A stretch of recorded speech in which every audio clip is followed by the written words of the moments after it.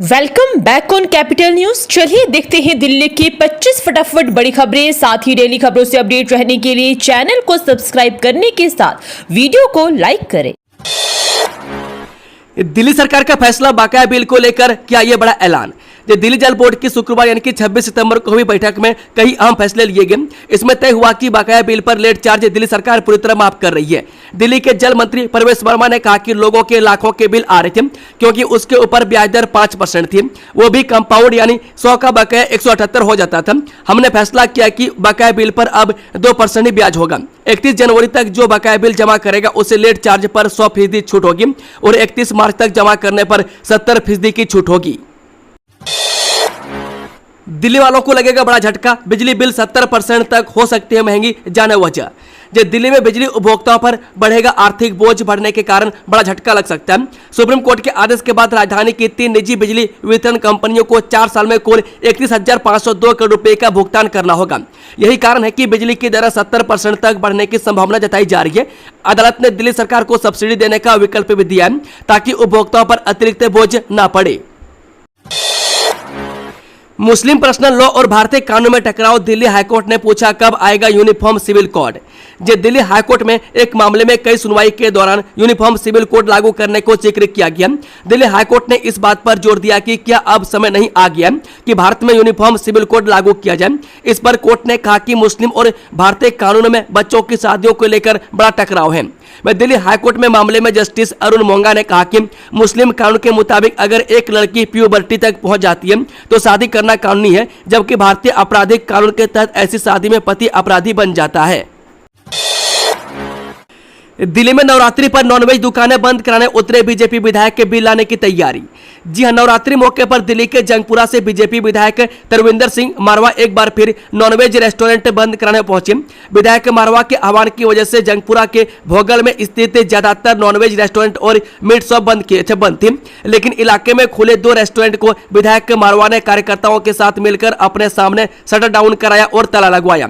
इसके साथ ही ABP news से एक्सक्लूसिव बातचीत में विधायक तरविंदर सिंह मारवा ने जानकारी दी कि वो दिल्ली विधानसभा के अगले सत्र में नॉनवेज दुकानें और मीट की दुकानों को कावड़ और नवरात्रि के दौरान बंद करवाने के लिए प्राइवेट मेंबर बिल लाएंगे।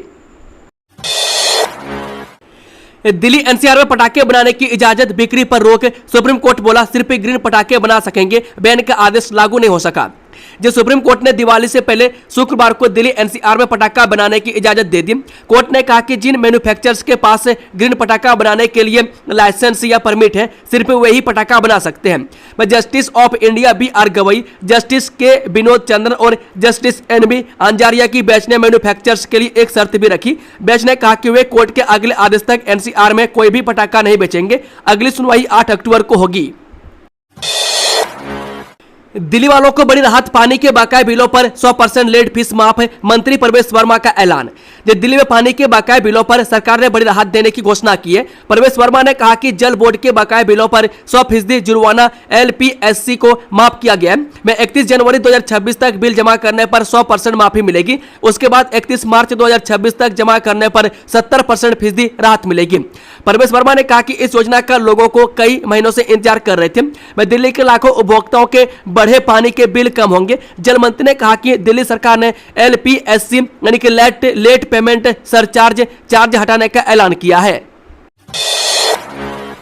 ले हिंसक प्रदर्शन के 2 दिन बाद सोनम वांगचुक गिरफ्तार।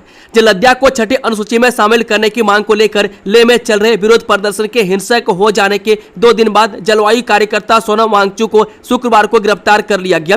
वांगचुक को शुक्रवार दोपहर 2:30 बजे प्रेस कॉन्फ्रेंस करनी थी, लेकिन मीडिया से बातचीत करने से पहले ही उन्हें गिरफ्तार कर लिया गया।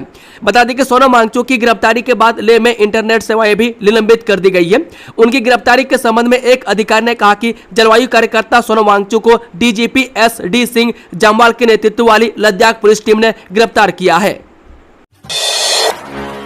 रिटायर हुआ MiG-21, राजनाथ बोले ऐतिहासिक मिशन पर बढ़ाया तिरंगे का सम्मान। जब भारतीय वायुसेना में करीब 63 सालों तक सेवा देने के बाद MiG-21 शुक्रवार को रिटायर हो गए।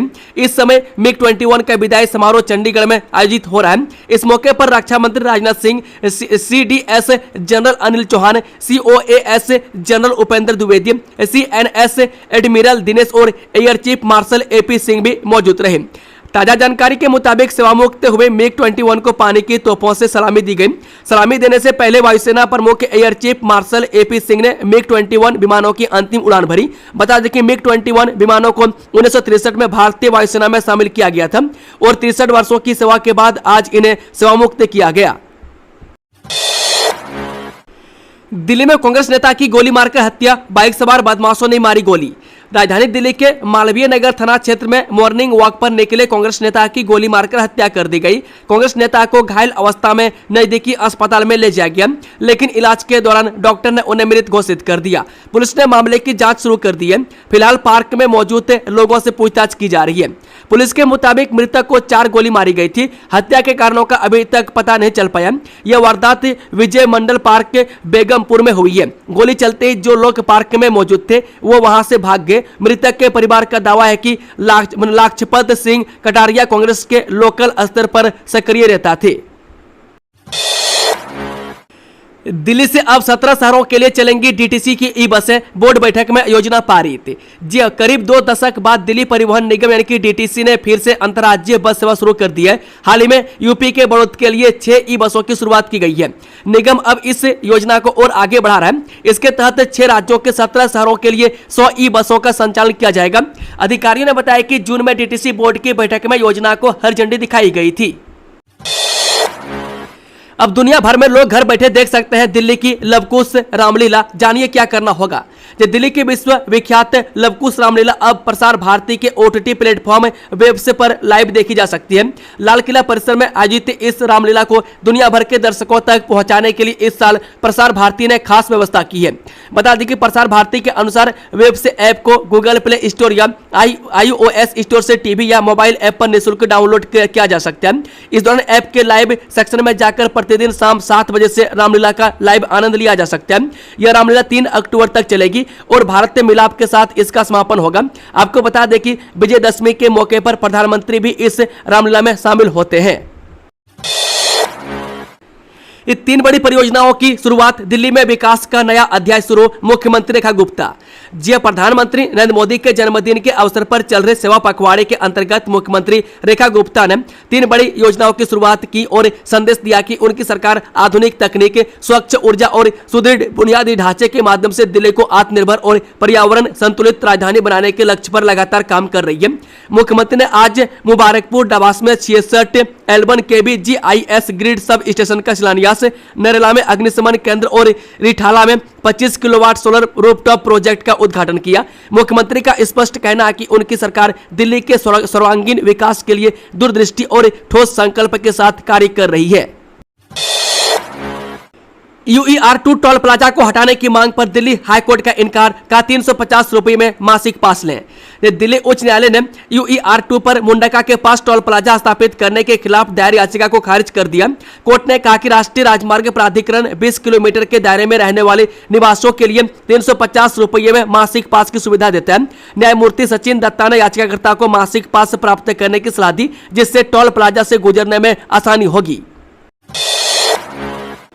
अब देश के पुरातन स्थलों की खुदाई अपनी मर्जी से नहीं कर पाएंगे पुरातत्वविद विभाग, ASI ने बदले नियम। जब भारतीय पुरातत्व सर्वेक्षण यानी कि ASI ने खुदाई को लेकर नियमों में बदलाव किया है। अब ASI की उत्खनन विंग ही खुदाई का काम करेगी। पहले कोई भी पुरातत्वविद अपनी मर्जी से खुदाई कर सकता था, लेकिन अब ऐसा नहीं होगा। ASI का कहना है कि अब खुदाई एक लक्ष्य के साथ की जाएगी और पुरानी खुदाइयों में तालमेल की कमी को दूर किया जाएगा। नमो भारत ट्रेन की सेवा होगी और स्मार्ट ड्रोन, एआई और थर्मल सेंसर से होगी ओएचई की निगरानी। राष्ट्रीय राजधानी क्षेत्र परिवहन निगम यानी कि एनसीआरटीसी ने दिल्ली, गाजियाबाद, मेरठ नमो भारत कॉरिडोर पर ड्रोन आधारित ओएचई निगरानी प्रणाली शुरू की है।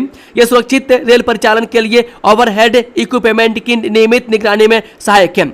हाई रेजोल्यूशन कैमरों और एआई संचालित एनालिटिक्स से लेस ड्रोन से ओएचई की विस्तृत जांच होगी, जिससे परिचालन दक्षता बढ़ेगी और यात्रियों के लिए निर्बाध सेवा सुनिश्चित होगी। अवैध रूप से भारत में रह रहे 3 बांग्लादेशी नागरिक पकड़े, वीजा अवधि खत्म होने पर भी नहीं लौटे अपने देश। दिल्ली पुलिस ने वीजा अवधि समाप्त होने के बाद भी अवैध रूप से भारत में रह रहे 3 बांग्लादेशी नागरिकों को गिरफ्तार किया है। आरके पुरम इलाके से पकड़े गए इन लोगों के पास से बांग्लादेशी पहचान पत्र बरामद हुए। पूछताछ में उन्होंने बताया कि वे 2025 में वीजा पर भारत आए थे और यूरोपीय देशों में जाने की योजना बना रहे थे।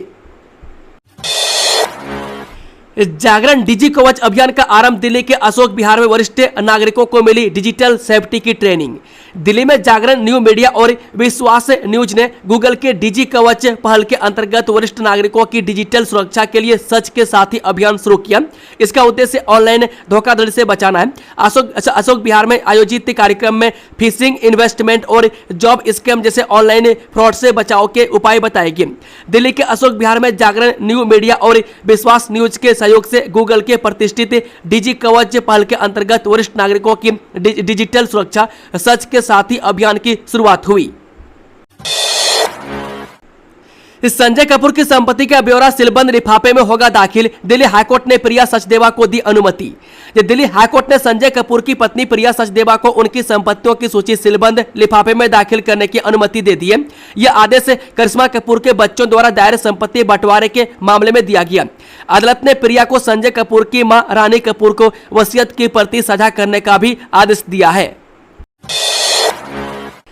नवंबर में हो सकते हैं जेएनयू चुनाव, लेफ्ट गठबंधन पर टिकी निगाहें। सचिव को यूजीबीएम शुरू करने का निर्देश। जवाहरलाल नेहरू विश्वविद्यालय छात्र संघ यानी कि जेएनयूएसयू चुनाव 4 नवंबर को होने की संभावना है। विश्वविद्यालय ने प्रवेश के 6वें सप्ताह में चुनाव कराने की घोषणा की है। छात्र संगठन तैयारी में जुट गए और यूजीबीएम 10 अक्टूबर से शुरू होने की उम्मीद है। वह सभी की निगाहें वाम छात्र संगठनों के गठबंधन पर टिकी है, क्योंकि पिछले चुनाव में एबीपी ने इसका फायदा उठाया था। इसी साल अप्रैल में जेएनयूएसयू चुनाव हुए थे। अब पीएचडी प्रवेश प्रक्रिया जल्द पूरी होने के चलते नवंबर में चुनाव हो रहे हैं। साल में 2 बार चुनाव के चलते छात्र संगठनों को अधिक जानकारी नहीं है। दिल्ली में जल निकायों पर अतिक्रमण जारी। अधूरी रिपोर्ट पर एनजीटी ने एजेंसियों को फटकारा। जी हां, मुंडका के जल निकायों को अतिक्रमण मुक्त कराने के निर्देशों के बावजूद कार्रवाई नहीं हुई। में दिल्ली आर्द्र भूमि प्राधिकरण के आदेशों की अवहेलना की गई। एनजीटी ने अपुष्ट रिपोर्ट पर नाराजगी जताई और अधिकारियों को फटकार लगाई। जल निकायों की पहचान, अतिक्रमण हटाने और पुनर्जीवन के लिए उठाए गए कदमों की जानकारी मांगी गई है। मामले की अगली सुनवाई 3 नवंबर को होगी। कठपुतली कॉलोनी को दिया प्रगति अपार्टमेंट का नाम, शायद बन जाए बात। दिसंबर 2025 की नई डेडलाइन भी मिली। दिल्ली विकास प्राधिकरण ने कठपुतली कॉलोनी प्रोजेक्ट का नाम बदलकर प्रगति अपार्टमेंट कर दिया है और दिसंबर 2025 की नई डेडलाइन जारी की है। पहले चरण में 700 फ्लैट इस साल के अंत तक मिलने की उम्मीद है, जबकि प्रोजेक्ट जून 2026 तक पूरा हो जाएगा। यह जहां झुग्गी वहां मकान योजना का हिस्सा है, जिसका उद्देश्य झुग्गी वासियों को आवास प्रदान करना है। सीएम रेखा ने पंजाबी बाग के लोगों को दिया बड़ा तोहफा। 31 करोड़ की लागत से बनी पार्किंग में खड़े हो सकेंगे 225 वाहन। जी हां, प्रधानमंत्री मोदी के जन्मदिन पर पंजाबी बाग में पज्जल पार्किंग का उद्घाटन किया गया, जिसमें 225 वाहन पार्क हो सकते हैं। भारत दर्शन पार्क में मल्टी लेवल कार पार्किंग का शिलान्यास भी हुआ। मुख्यमंत्री ने कहा कि यह दिल्ली को विकसित करने की दिशा में एक कदम है, जहां स्वचालित पार्किंग से यातायात की समस्या कम होगी और नागरिकों को सुविधा मिलेगी। इसका उद्देश्य दिल्ली को स्मार्ट सिटी बनाना है। इससे क्षेत्र को बहुत लाभ मिलने वाला है। मैं दिल्ली में जहां भी पार्किंग की दिक्कत है वहां ऐसी पार्किंग बनाई जाए। आधुनिक पार्किंग व्यवस्था से अब इस क्षेत्र में सैकड़ों वाहन एक ही परिसर में खड़े किए जा सकेंगे। इससे ट्रैफिक जाम की समस्या कम होगी और नागरिकों को अधिक सुरक्षित, व्यवस्थित और सुविधाजनक पार्किंग सुविधा मिलेगी।